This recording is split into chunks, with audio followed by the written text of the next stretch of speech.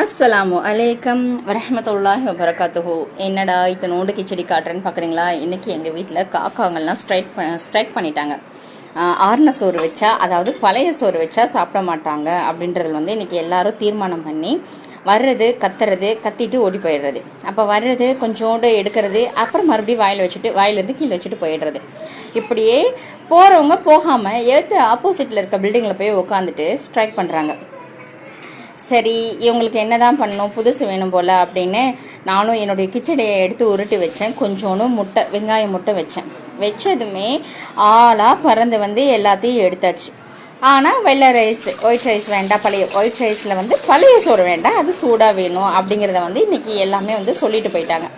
ஒரு காக்கா வந்தவொடனே ரொம்ப பயந்து போயிட்டாங்க. அப்புறம் அவங்கள பயப்படாதீங்க, எடுத்து சாப்பிடுங்கன்னு சொல்லிட்டு நானும் வேலையை பார்க்க போயிட்டேன். வீடியோ பிடிச்சிருந்தா ஷேர் பண்ணுங்கள், சப்ஸ்கிரைப் பண்ணுங்கள், லைக் பண்ணுங்கள். அஸ்ஸலாமு அலைக்கம். சாப்பிட்றா, ஏன்டா பயப்படுற? எடுத்து சாப்பிட்டு கிளம்பு.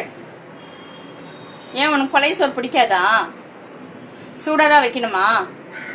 சரி, அம்மா கிச்சடி வச்சுருக்கேன், எடுத்து சாப்பிடு. இனிமேல் கொஞ்சம் சூடாகவே வைக்கிறேன்.